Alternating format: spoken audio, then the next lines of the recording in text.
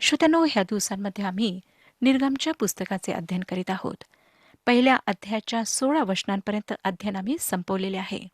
आज पहिला अध्याय 17 पासून पुढची वचने आम्ही अभ्यासणार आहोत आणि त्यानंतर दुसऱ्या अध्यायाला सुरुवात करणार आहोत. आम्ही पाहिलं होतं की कशा प्रकारे प्रभू येशू ख्रिस्ताचे ह्या जगात येणे थांबविण्यासाठी सैतान प्रयत्नात होता. यहूद्यांना नष्ट करण्याचे त्याने अनेक प्रयत्न केलेत. आणि त्याच प्रकारे आम्हाला पवित्र वचनात आढळतं की कशा प्रकारे त्याने येशू ख्रिस्ताला सुद्धा नष्ट करण्याचा प्रयत्न केला. संपूर्ण जगात सेमेटिक विरोध कसा वाढला हे पाहणे मनोवेधक आहे. हे मुळात सैताने आहे, म्हणून देवाच्या लोकांनी त्यात कशाही प्रकारे भाग घ्यायला नको. बहुधा ज्यांना देवाचे ज्ञान नसते आणि जे देवापासून दूर असतात, ज्यांना सत्याची ओळख नसते, असेच लोक आम्हाला दिसेल की यहुदी लोकांना नष्ट करण्याकरिता प्रयत्नात होते आणि त्यांनीच यहुदी लोकांचा छळ केला. आता आपणापैकी काही निश्चितच असा विचार करीत असतील की बरे, तुम्ही जे म्हणता ते खरे आहे, परंतु अंधकारपूर्ण काळात मंडळी सेमेटिक विरोधी कार्यात सामील होते. होय श्रोतांनो, हे खरे आहे, परंतु त्यावेळी मंडळी अंधकारपूर्ण युगातून जात होती व देवाच्या वचनापासून दूर होते. बाहेरील धार्मिक जे विधी होते त्या सर्व विधींमध्ये गुंतलेली होती. माझ्या मते कुठलीच व्यक्ती देवाच्या वचनाचे अध्ययन करून सेमेटिक विरोधी बनू शकत नाही. सैतान आम्हाला दिसेल की सैतान जेव्हा इस्रायली लेकरांना पूर्णपणे समाप्त करू इच्छितो तेव्हा तेव्हा परमेश्वर मधात येतो. 17 ते 20 वचने वाचूया. पहिला अध्याय 17 ते 20 वचने. त्या सुईणी देवाचे भय बाळगणाऱ्या होत्या, म्हणून त्यांनी मिस्री राजाच्या हुकमाप्रमाणे न करिता मुलगेही जिवंत राहू दिले. तेव्हा मिस्री राजाने त्या सुईणीस बोलावून विचारले, तुम्ही हे का केले? मुलगे का जिवंत राहू दिले? त्या सुईणी फारोस म्हणाल्या, इब्री बायका काही मिस्री बायकांप्रमाणे नाहीत. त्या फार जोमदार आहेत आणि सुईण जाऊन पोचण्यापूर्वीच त्या प्रसूत होतात. याबद्दल देवाने त्या सुईणीचे कल्याण केले. इस्रायल लोक तर बहुगुणित होऊन फार प्रबल झाले. हा राजकारणातील एक डाव होता जो यशस्वी झाला नाही. 21 वचन. त्या सुईणी देवाचे भय बाळगणाऱ्या होत्या, म्हणून त्याने त्यांची घराणी स्थापित केली. श्रोत्यांनो, देवाचे ऐकायचे की फारोचे हे ह्या स्त्रियांना निवडावे लागले, परंतु आम्हाला दिसतं की त्यांनी देवाचे भय बाळगले. त्यांचे आज्ञापालन देवाने लक्षात ठेवले आणि देवाने त्यांना त्यासाठी पारितोषिक दिले. देवाने त्या दोघींना इस्रायलमध्ये नाव आणि एक स्थान दिले व त्यांचा तेथे मोठा आदर करण्यात आला. 22 वचन पहा. तेव्हा फारोने आपल्या सर्व लोकांस आज्ञा केली की जन्मेल तो प्रत्येक मुलगा नदीत टाका आणि प्रत्येक मुलगी जिवंत ठेवा. जर ह्या आज्ञेचे पालन करण्यात आले असते तर इस्रायली नष्ट झाले असते. फारोच्या आज्ञेचे पालन करण्यात आले नाही व पुढचे अध्याय फार स्पष्टपणे हे दाखवितात. मिस्र्यांच्या दास्यातून इस्रायलांना सोडविण्यास परमेश्वर मोशेला उभे करतो. सोडवणुकीविषयी निर्गम हे एक महान पुस्तक आहे. हे परमेश्वर आज आम्हाला कशा प्रकारे सोडवतो हे दर्शविते. पापापासून, जगापासून, दैहिकतेपासून, सैतानापासून तो आम्हाला सोडवतो आणि तो आम्हाला स्वर्गासाठी तयार करतो.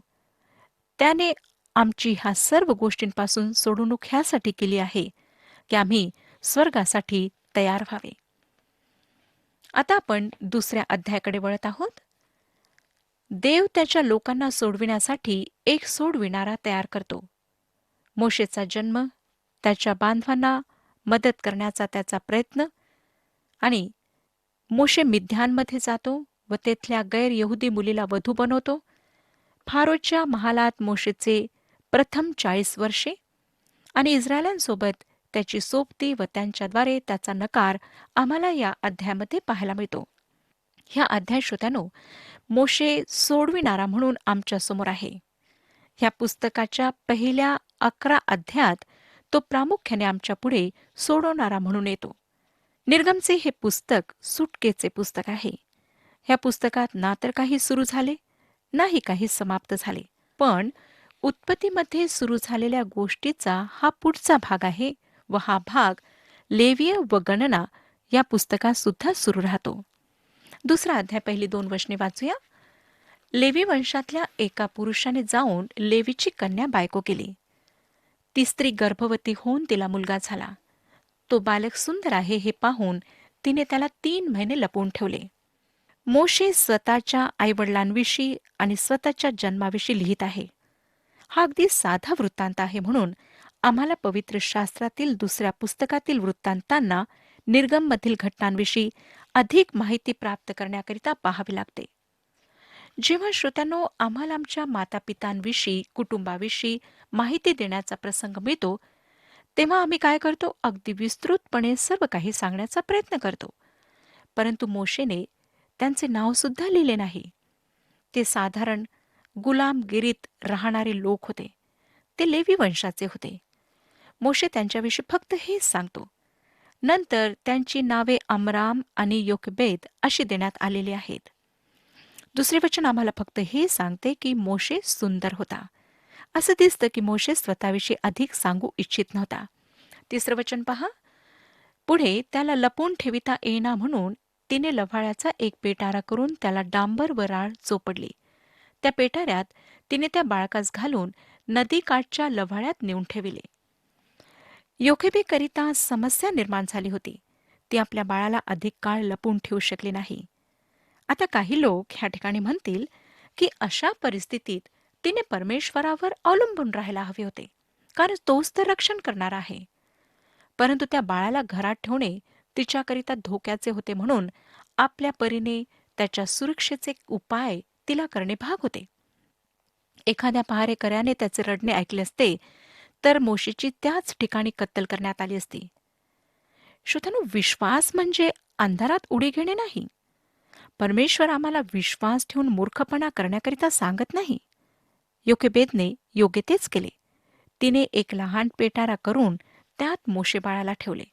आता 4थं वचन पहा. आणि त्याचे पुढे काय होते ते पाहावयास त्याची बहीण दूर उभी राहिली.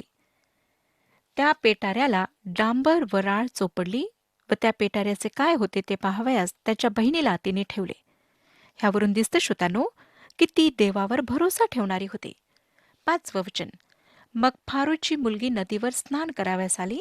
तिच्या दासी नदीच्या कडेने चालल्या असता लव्हाळ्यामध्ये तो पेटारा तिच्या नजरेस पडला.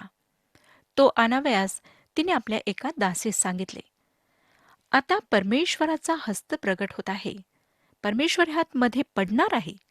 होय श्रोत्यानो, जेव्हा तुम्ही व मी योग्य ते करतो तेव्हा परमेश्वर आमच्यासोबत असेच करतो. फारोची कन्या नदीवर स्नान करण्यास आली. तो भाग, ते क्षेत्र एकांत स्थळ होते, ह्या शंका नाही.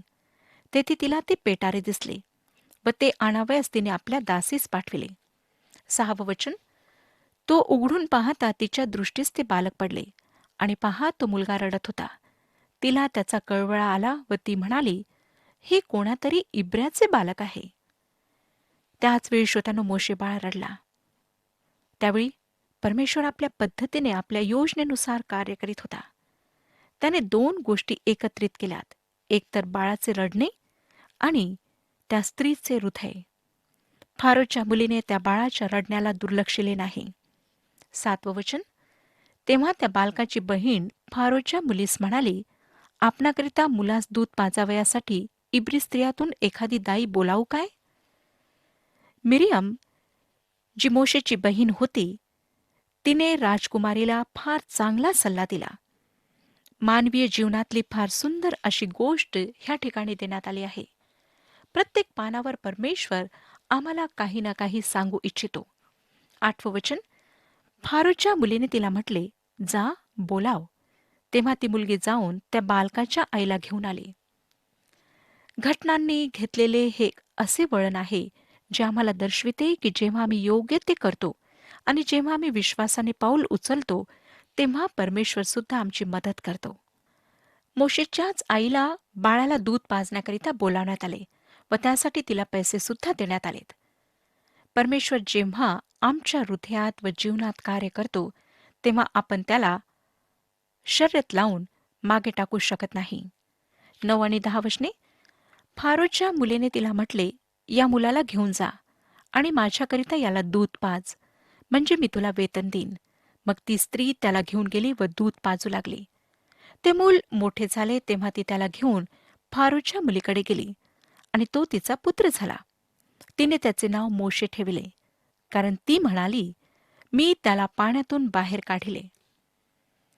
मोशे ह्या नावाचा अर्थ होतो बाहेर काढलेला. फारोची कन्या रामसेस जो दुसरा होता, त्याची सगळ्यात वडील मुलगी असावी किंवा त्याची बहीण असावी. मिस्रच्या परंपरेप्रमाणे तिच्या पहिल्या पुत्राला राजगादीवर बसण्याचा अधिकार होता. मोशेच्या जीवनातील प्रथम 40 वर्षे फारोच्या कोर्टात व्यतीत झाले.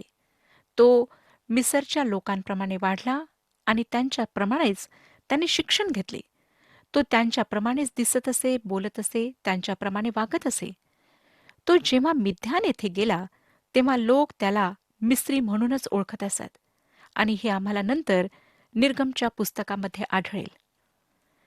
त्या दिवसातील जी प्रसिद्ध शाळा होती सूर्यदेवताची, त्या भव्य मंदिरात त्याचे शिक्षण झाले.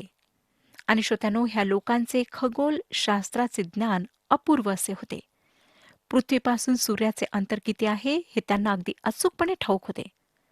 पृथ्वी गोल आहे, चपटी नाही, ह्या सिद्धांतावर त्यांनी बरेच कार्य केले. त्यांना रसायनशास्त्राचे सुद्धा ज्ञान होते. त्यामुळे मृत देहाला मसाला भरून त्याला सुरक्षित ठेवणे त्यांना शक्य झाले. आज आमच्याकडे त्यांच्यासारखी पद्धती नाही. रंगाच्या बाबतीत तर त्यांची कलाकसुरी फारच प्रगत होती. त्यांचे रंग आजच्या आमच्या रंगांपेक्षा अधिक चांगले होते. 4000 वर्षानंतर सुद्धा ते रंग फिके पडले नाहीत. ह्याशिवाय श्रोत्यानो, त्यांचे पुस्तकालय फार चांगले होते. मोशेला सर्व गोष्टींचे ज्ञान होते, परंतु त्याच्या शिक्षणात एका गोष्टीची उणीव होती आणि ती म्हणजे त्याला देवाची सेवा कशी करावी हे शिकविण्यात आले नव्हते. परंतु आम्ही त्यामुळे त्याला कमी लेखू शकत नाही. तो फार विद्वान होता. प्रेषितांच्या कृत्यांमध्ये स्टेफन मोशेच्या जीवनावर अधिक प्रकाश टाकतो. प्रेषितांची कृत्ये 7वा अध्याय 20 ते 29 वचनांमध्ये आपण त्याविषयी वाचू शकतो. प्रेषितांची कृत्ये 7वा अध्याय 20 ते 29 वचने आपण स्वतः वाचू शकता. दुसऱ्या शब्दात, मिसर देशातील त्याचे प्रशिक्षण त्याला इस्रायलांना सोडविण्याकरिता तयार करू शकले नाही. एक दिवस त्याने एका मिस्रीला आपल्या भाऊबंदापैकी कोणाला तरी मारताना पाहिले. तेव्हा त्याने सभोवार पाहून कोणी नाही असे पाहून त्या मिस्राला ठार करून वाळूत लपविले. त्याने सभोवार तर पाहिले, पण त्याने वर पाहिले नाही, परमेश्वराकडे दृष्टी लावली नाही. जर त्याने परमेश्वराकडे पाहिले असते तर त्याने त्याला असे करू दिले नसते. मोशे इस्रायलांना सोडविण्याच्या योजनेत परमेश्वराच्या 40 वर्षे पुढे जाण्याचा प्रयत्न करीत होता. म्हणून परमेश्वर त्याला आता अरण्यात नेऊन मागे टाकणार होता. 15वे वचन पहा. फारोच्या कानी ती गोष्ट गेली तेव्हा मोशेला मारून टाकण्याचे त्याने योजिले. पण मोशे फारो पुढून पळून मिद्यान देशात जाऊन पोचला आणि तेथे एका विहिरीपाशी बसला. मोशेने मिस्रमध्ये 40 वर्षे घालवली, पण ती त्याला जे पुढे घडणार होते त्याकरिता तयार करू शकले नाहीत. 16 ते 21 वचने. तेथील मिद्यानी याजकाला 7 मुली होत्या. त्या येऊन पाणी काढून आपल्या बापाच्या शेरडा मेंढरास पाजण्याकरिता ते डोणीत भरीत होत्या. इतक्यात धनगरांनी येऊन त्यास हाकून लाविले. तेव्हा मोशेने उठून त्या मुलीस मदत करून त्यांच्या कळपास पाणी पाजिले. त्या आपला बाप रघुवेल याच्याकडे आल्या तेव्हा तो म्हणाला, आज तुम्ही लवकर कशा आला? त्या म्हणाल्या, धनगरांच्या हातून एका मिस्री मनुष्याने आमची सुटका केली आणि आम्हासाठी पाणी देखील काढून कळपास पाजिले. तेव्हा तो आपल्या मुलींना म्हणाला, तो कोठे आहे? त्या माणसाला तुम्ही तेथे का सोडले? त्याला जेवावयास बोलावून आणा. मोशे त्या मनुष्यापाशी राहण्यास कबूल झाला. त्याने मोशेला आपली मुलगी सिप्पोरा दिली. श्रोत्यानो, सिप्पोरा मोशेची पत्नी झाली. मोशेला परमेश्वराने इस्रायलांना सोडविण्याकरिता निवडले होते. त्याला इस्रायलांनी नाकारले आणि तो गैर यहुद्यांकडे वळला. त्याने गैर यहुदी स्त्रीशी विवाह केला. नंतर पुन्हा तो त्यांचा सोडविणारा म्हणून प्रगट होतो आणि मग त्याचा स्वीकार करण्यात येतो. ह्यावरून आम्हाला ख्रिस्ताचे चित्र ह्या ठिकाणी दिसते. आता मोशे आम्हाला मिद्यान येथे आढळतो. पुढच्या 40 वर्षांकरिता हेच त्याचे निवासस्थान असणार होते आणि त्याला 2 मुले होतात. त्या अरण्यात इस्रायलांना गुलामगिरीतून सोडविण्याची त्याची तयारी सुरू होते. त्याच्या पत्नीच्या नावाचा अर्थात सिप्पोराचा अर्थ आहे चिमणी, जी दर्शविते की एक लहान भावनाप्रधान व्यक्ती. 22 ते 25 वचने पुढे सांगतात. निर्गमचे पुस्तक 2 अध्याय 22 ते 25 वचने. तिला मुलगा झाला. त्याने त्याचे नाव गेर्शोम ठेविले. तो म्हणाला, कारण मी परदेशात उपरी आहे. बराच काळ लोटल्यावर मिस्राचा राजा मृत्यू पावला. इकडे इस्रायल वंशज बिकट दास्यामुळे उसासे टाकून आक्रोश करीत आणि त्या दास्यामुळे त्यांनी केलेली आरोळी वर देवापर्यंत जाऊन पोहोचली. देवाने त्यांचा आकांत ऐकला. तेव्हा अब्राहम, इसाक व याकोब यांच्याशी केलेल्या कराराचे त्यास स्मरण झाले. म्हणून देवाने इस्रायल वंशजाकडे दृष्टी लावली. देवाने त्यांच्याकडे लक्ष पुरविले. श्रोत्यानो, इस्रायलच्या संतानांना सोडविण्यासाठी परमेश्वर सुसज्ज होत आहे व सोडवणारा म्हणून मोशे तयार होत आहे. परमेश्वराने इस्रायलांची सोडवणूक करणे ह्यासाठी नाही निवडले की ते मिस्री लोकांहून अधिक चांगले होते किंवा ते त्याच्याशी सत्यनिष्ठ किंवा विश्वासू होते, किंवा असेही नाही की ते दुसऱ्या देवी देवतांकडे वळले नाहीत म्हणून त्याने त्यांना सोडविण्याचे ठरवले. परंतु आम्हाला दिसतं की हे लोक देवासोबत अधिक अविश्वासू होते. त्याची सेवा करण्याऐवजी त्यांनी दुसऱ्या देवी देवतांची सेवा केली.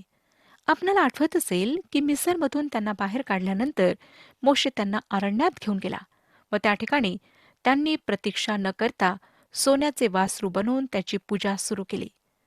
ते असहाय्य, आशाहीन अशा स्थितीत गुलामगिरीत खितपत पडले होते म्हणून परमेश्वर त्यांना सोडू इच्छित होता.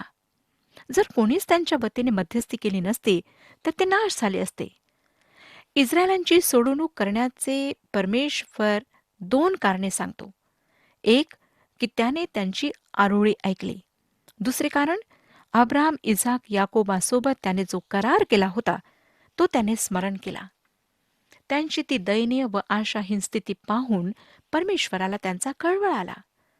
अब्रामाच्या संतानाला तो त्या भूमीत 400 वर्षानंतर वापस आणेल ह्या त्याच्या वचनाचे त्याला स्मरण झाले व त्याने त्या दिशेने योजना तयार करणे सुरू केले. श्रोत्यानो, प्रश्न हा उद्भवतो की परमेश्वराने तुम्हाला आणि मला का सोडवले? जर आपण ख्रिस्ताद्वारे सोडविण्यात आला आहात तर हा प्रश्न आपणाकरिता आणि माझ्याकरिता आहे. ज्या कारणामुळे त्याने इस्रायलांना सोडविले त्याच कारणामुळे आमचे तारण करण्यासारखे आमच्यामध्ये त्याला काहीच आढळले नाही. त्याने हे अगदी स्पष्ट केले की आमच्या योग्यतेमुळे त्याने आमचे तारण केलेले नाही. पॉल ह्याचे स्पष्टीकरण रोमकरासपत्र 3 अध्याय 23 आणि 24 वचनांमध्ये देतो. रोमकरासपत्र 3 अध्याय 23 आणि 24 वचने. कारण सर्वांनी पाप केले आहे आणि ते देवाच्या गौरवाला उणे पडले आहेत. देवाच्या कृपेने ख्रिस्त येशूने खंडणी भरून प्राप्त केलेल्या मुक्तीच्या द्वारे ते विनामूल्य नीतिमान ठरतात. विनामूल्य म्हणजे काही कारण नसताना, विनाकारण आम्हाला काही कारण नसताना आमच्या पापांपासून सोडविण्यात आले. हाच शब्द प्रभू येशू ख्रिस्ताने योहान शुभवर्तमान 15 अध्याय आणि 25 वचनामध्ये वापरला. काही कारण नसताना त्यांनी माझा तिरस्कार केला. तथापि ह्या वचनामध्ये सांगितलेलं आहे की तथापि विनाकारण त्यांनी माझा द्वेष केला. परमेश्वराने तुमच्या आणि माझ्याकडे पाहून असे म्हटले नाही की तू चांगली आहेस, प्रामाणिक आहेस, परिश्रम करणारी आहेस म्हणून मी तुला सोडविणार आहे. परंतु वस्तुस्थिती ही आहे की त्याने आम्हाला पापाच्या काळोखात, निबिड अंधकारात व अज्ञानात पाहिले. त्याने पाहिले की आम्ही कसे दिशाहीन भटकणारे आहोत. स्वतःचा बचाव करण्याकरिता आमच्याजवळ कुठलाच उपाय नाही. परमेश्वराने आपल्या असीम प्रेमामुळे आम्हाला तारणारा दिला. योहान कृष्णवर्तमान 3 अध्याय आणि 16 वचन सांगते की परमेश्वराने जगावर एवढी प्रीती केली की त्याने आपला एकुलता एक पुत्र दिला. तरी सुद्धा त्याच्या प्रेमामुळे आमचे तारण झाले नाही श्रोत्यानो, हे लक्षात घ्या. तर आमचे तारण त्याच्या कृपेमुळे झाले. विनाकारण त्याच्या कृपेद्वारे आमचे ख्रिस्त येशूमध्ये तारण झाले. बऱ्याच लोकांचा असा विश्वास आहे की आमचे तारण करण्यासारखे काहीतरी परमेश्वराला आमच्यामध्ये आढळले. त्यांचा विश्वास हा आहे की ते पापी आहेत आणि परमेश्वराने त्यांचा बचाव केला, परंतु ह्यासाठी बचाव केला कारण त्याने पाहिले की हे लोक किती चांगले आहेत आणि हे लोक किती चांगले बनू शकतात. मी अशा लोकांना सांगू इच्छिते की त्यांची ही कल्पना अगदी चुकीची आहे. आम्ही कधीच चांगले लोक बनू शकत नाही. आम्हातील प्रत्येकामध्ये जुना स्वभाव आहे, ज्यात काही चांगले वास करीत नाही. रोमकरास पत्र 7 अध्याय आणि 18 वचनामध्ये पॉल म्हणतो, कारण मला ठाऊक आहे की माझ्या ठाई म्हणजे माझ्या देह स्वभावात काही चांगले बसत नाही. कारण इच्छा करणे हे मला साधते, पण चांगले ते कृतीत आणणे मला साधत नाही. श्रोत्यानो, फक्त परमेश्वराच्या अनंत कृपेने आमचे तारण शक्य झाले आहे. त्याने आपल्या एकुलत्या एक पुत्राच्या प्रभू येशू ख्रिस्ताच्याद्वारे हे तारण आमच्याकरिता उपलब्ध केलेले आहे. हे तारण आपण प्राप्त करू शकता. फक्त आपणाला ख्रिस्ताजवळ येऊन त्याच्यावर विश्वास ठेवून पापांची क्षमा प्राप्त करायची आहे आणि त्याला आपला तारणारा म्हणून स्वीकारायचे आहे. परमेश्वर ह्या विषयात आपले मार्गदर्शन करो आणि आपणाला आशीर्वाद देऊ.